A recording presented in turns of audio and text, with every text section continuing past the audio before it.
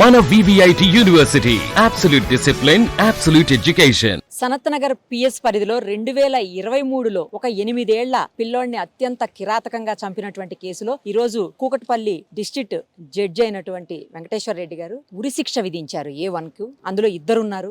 A2గా auto driver ఉన్నాడు, అతనికి life imprisonment పడింది. ఈ కేసును ప్రత్యేకంగా పిపి రామకృష్ణ గారు దగ్గరుండి మరి అన్ని ఎవిడెన్స్ని పోలీసులతోటి కలెక్ట్ చేపించి ఎక్కడ ఏది మిస్ అవ్వకుండా అన్ని కోర్టుకి సబ్మిట్ చేసి, ఎందుకంటే అక్కడ ఎక్కడా కూడా ఎవిడెన్స్ లేకుండా జరిగినటువంటిది, కేవలం టెక్నికల్ ఎవిడెన్స్ తోటే, అంటే సీసీ ఫుటేజ్లు ఇలాంటి వాటితో మాత్రమే ఈ కేసుని ఛేదించగలిగారు పోలీసులు కూడా. సో ఈ రోజు ఎవరైతే చంపారో వాళ్ళకి కఠినమైన శిక్షలు వేసి కోర్టు మరోసారి న్యాయం బ్రతికే ఉంది అని నిరూపించింది అని చెప్పి ఆ బాబు తల్లిదండ్రులు మాట్లాడుతున్నటువంటి పరిస్థితి. మరిన్ని వివరాలు మనం పిపి గారిని అలాగే వాళ్ళ ఫాదర్ ని అడిగి తెలుసుకుందాం రండి. సార్, అసలు ఏం జరిగింది ఆ కేసులో? ఇప్పుడు కన్విక్షన్ వచ్చిందని చెప్పేసి విన్నాము, మొత్తం డీటెయిల్స్ చెప్పండి.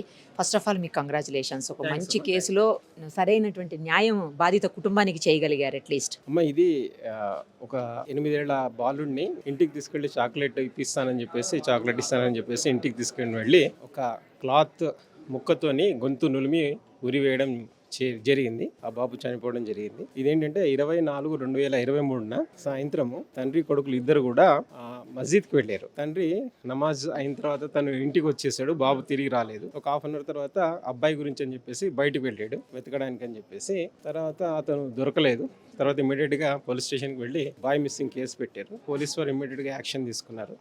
ఫోర్స్ ని డిప్లాయ్ చేసి వేరే బోట్స్ గురించి అని చెప్పేసి పంపిస్తే వాళ్ళు సీసీ కెమెరా ఫుటేజెస్ చూశారు. ఎవరైతే నేరస్తుడు ఉన్నాడో ఈ కేసులో A1 ముద్దాయి, అతను అబ్బాయిని వాళ్ళ ఇంటికి తీసుకెళ్ళడం కనిపించింది. ఆ తర్వాత అబ్బాయి మళ్ళీ తిరిగి రాలేదు. ఆ ఫుటేజ్ లో కూడా ఎక్కడ లేదు, తిరిగి వచ్చినట్టుగా లేదు. తర్వాత అతను ఒకసారి బయటకు వచ్చేసి ఒక అర్ధగంట తర్వాత ఒక ప్లాస్టిక్ బ్యాగ్ తీసుకొచ్చేసి ఇంట్లోకి వెళ్ళాడు. తర్వాత ఆటో వచ్చింది. అరగంట తర్వాత ఒక ప్లాస్టిక్ వైట్ కలర్ బ్యాగ్ లో ప్లస్ డ్రమ్లో అతను పెట్టేసి ఆటోలో ఎక్కిచ్చేసి దీన్ దయాళ్ నగర్ నాలాలో వేసేయడం జరిగింది.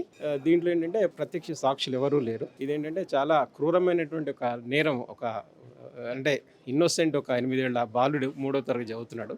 అతన్ని చంపి చాలా తీవ్రమైన నేరం చేశారు. అయితే ఆటో డ్రైవర్ తెలిసిండి కూడా ఈ మర్డర్ జరిగింది కూడా అతను కూడా ఏమి పోలీస్ వారికి కానీ ఎవరు కూడా చెప్పలేదు. కాబట్టి దీని మీద ఏంటంటే రీజన్ ఏంటంటే అమ్మా, దీంట్లో ఏమన్నా ఆయన అతను చిట్లు బిజినెస్ చేస్తాడు. ఆ తండ్రి ఎవరైతే విక్టిమ్ బాయ్ వాళ్ళ తండ్రి 1 లక్ష రూపాయలు అప్పు తీసుకున్నాడు. అట్లాగే చిట్టి కూడా వేశాడు. ఆ చిట్టి అయిపోయిన తర్వాత డబ్బులు అడిగితే అతను ఇవ్వలేదు. ఎవరైతే A1 Imran Ali and alias Fiza అనే ఒక వ్యక్తి ఏంటంటే అది మనసులో పెట్టుకుని డబ్బులు అడుగుతున్నాడు అని చెప్పేసి పిల్లవాడిని చంపాలనే ఉద్దేశంతో అతను ఈ విధమైన తీవ్రమైన నేరం చేశాడు. ఇది అతి క్రూరంగా చంపేయడం. దీన్ని పోలీసు వారు చాలా ప్రతిష్టాత్మకంగా తీసుకొని విచారణ చేసేసి ఛార్జ్షీట్ వేశారు. దీంట్లో ప్రత్యక్ష సాక్షులు ఎవరు లేరు. అంత సర్కమ్స్టాన్షియల్ ఎవిడెన్స్, ఎలక్ట్రానిక్ ఎవిడెన్స్ ద్వారా పకడ్బందీగా విచారణ చేసేసి ఎవిడెన్స్ అంతా ప్రొడ్యూస్ చేశాం కోర్టు వారికి. ముందుగా ఏంటంటే ఈ కేసులో మరణశిక్ష విధించినందుకు A1కి మా జడ్జి గారు, అదనపు జిల్లా జడ్జి, 3వ అదనపు జిల్లా జడ్జి వెంకటేశ్వరరావు గారికి, మండ వెంకటేశ్వరరావు గారికి శిరస్సు వంచి నమస్కారాలు తెలియజేస్తున్నాను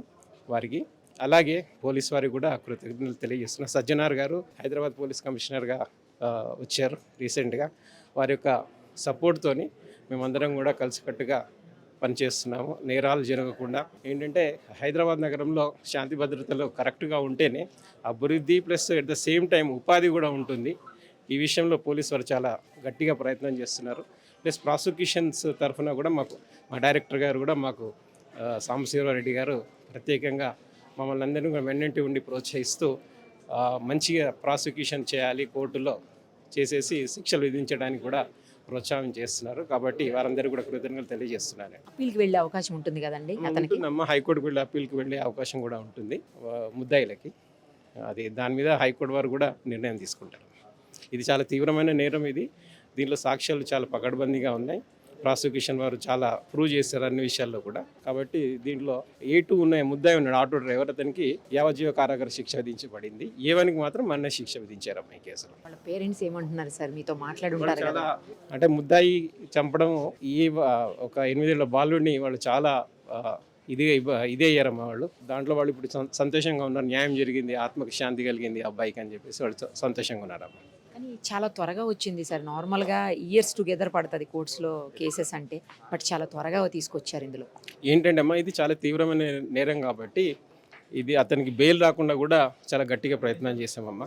ఈ తీవ్రమైన నేరాల్లో బెయిల్ రాకుండా ప్రాసిక్యూటర్స్ ప్లస్ ఇంకోటి పోలీస్ వారు ప్లస్ జ్యుడిషియరీ కూడా వాళ్ళు ప్రత్యేకంగా దృష్టి పెట్టేసి వీటి మీద వాళ్ళు బెయిల్స్ రాకుండా కూడా వాళ్ళు చూస్తున్నారమ్మా. థ్యాంక్స్. మొత్తానికి మీ అబ్బాయికి న్యాయం జరిగింది అనుకోవచ్చా? అబ్బాయి ఆత్మ ఇప్పటికన్నా శాంతిస్తుందేమో. అవును మేడం, ఇప్పుడే న్యాయం జరిగింది నా అబ్బాయికి.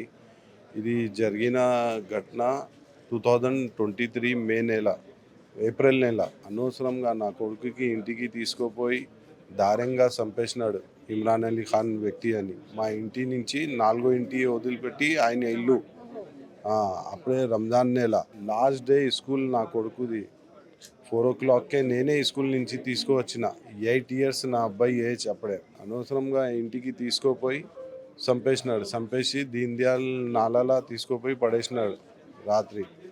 తర్వాత పోలీస్ కంప్లైంట్ ఇచ్చినాం. వాళ్ళు వచ్చి సీసీ కెమెరా ద్వారా చూసి మళ్ళా వాడికి అరెస్ట్ చేసి తీసుకుపోయి వాడి స్టేట్మెంట్ ఇచ్చినాడు, నేను ఇట్లా తీసుకుపోయి చంపేసినాడని. చాలా ఘోరంగా చంపేసినాడు. ఇప్పుడే శాంతి అయింది, కొంచెం న్యాయం జరిగింది నా కొడుకుకి. అనుకున్నాం. ఆ టైంలో ఉన్న సిపి సార్, మళ్ళా ACP sir, CA sir Sanath Nagar వాళ్ళందరూ నాకు నమ్మకం ఇచ్చినారు, నీ కొడుకుకి న్యాయం జరుగుతుంది, మేమున్నాం, ఇంకా నువ్వేం కంగారు పడకు, జ్యుడిషియల్ మీద నమ్మకం పెట్టు అని వాళ్ళు చాలా గైడ్ చేసినారు. వాళ్ళు అందరు జ్యుడిషియల్ కూడా చాలా గైడింగ్ చేసినారు, నీ కొడుకుకి న్యాయం జరుగుతాయని.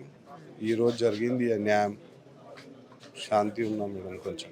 ఇది ఈరోజు అయిన జడ్జిమెంట్ ప్రకారము, భారత రాజ్యాంగం ప్రకారము ఈరోజు అయిన అన్యాయానికి, ఈరోజు జరిగిన న్యాయానికి చాలా హృదయంలో ధన్యవాదాలు ఉన్నాయి. ఎందుకంటే ఇంకా న్యాయం ఉంది, న్యాయ పోరాటం నడుస్తుంది.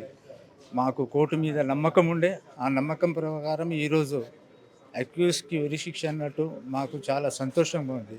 చనిపోయిన అబ్బాయికి వాళ్ళ శాంతి కలగనట్టు మాకు దృష్టి.